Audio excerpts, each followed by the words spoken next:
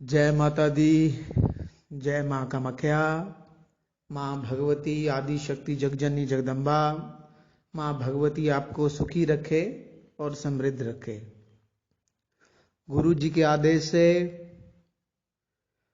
सबसे पहले जो तंत्र का ज्ञान है, जो भी साधक व्यक्ति अपने आप को, इस जीवन को आध्यात्मिक उन्नति करना चाहता हो, वह मासिक धर्म के नियम का पालन करना अति आवश्यक है।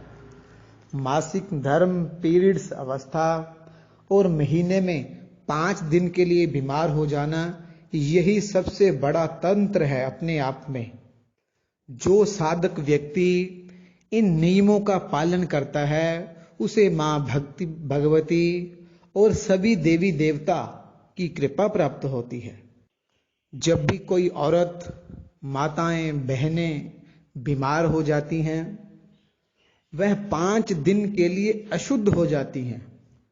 उनकी बॉडी से नकारात्मक ऊर्जा लगातार यानी कि 5 दिन तक उनके शरीर से निकलती रहती है।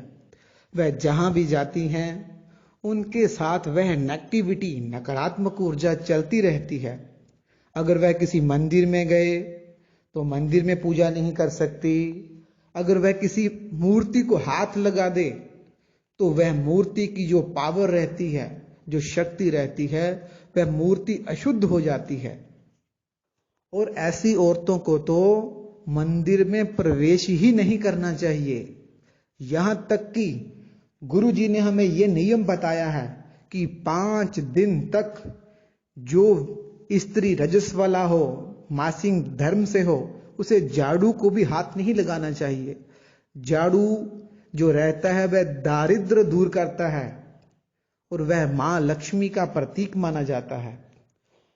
औरत के हाथ लगाने से, मासिक धर्म की औरत को हाथ लगाने से, वह जो झाड़ू रहता है उससे मां लक्ष्मी नाराज हो जाती है।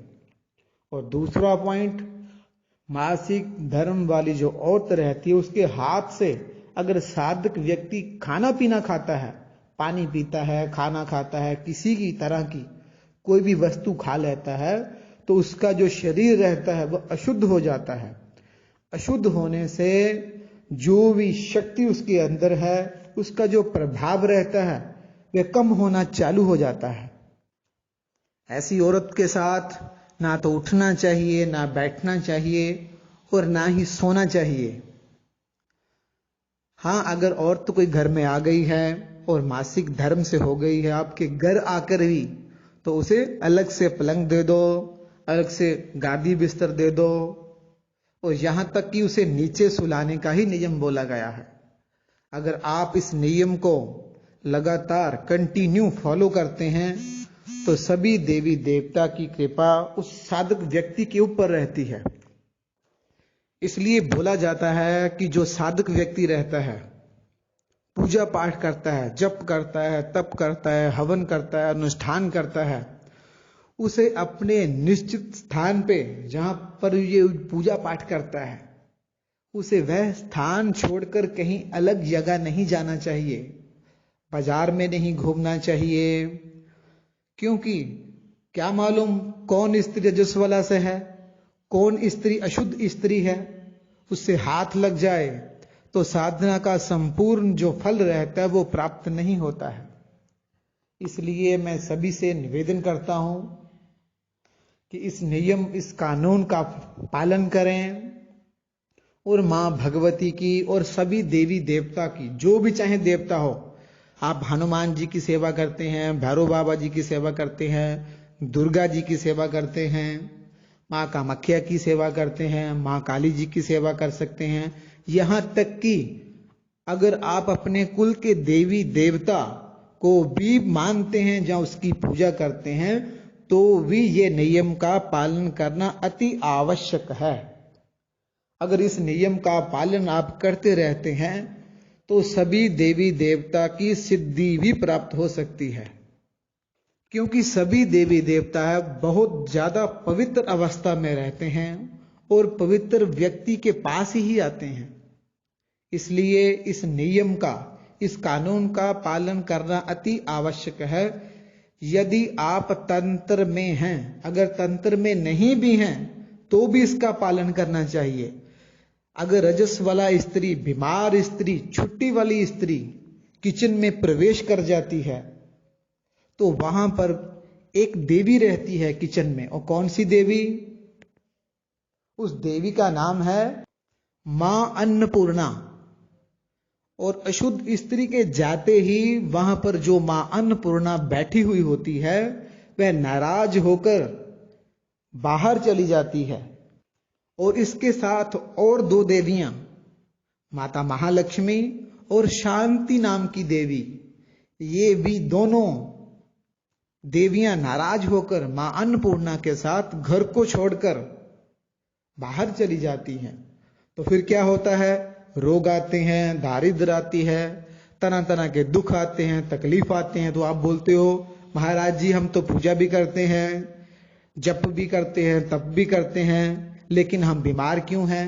बीमारी का यही बड़ा से बड़ा कारण है। कृपया इस बीमारी को समझें, मनन करें, चिंतन करें।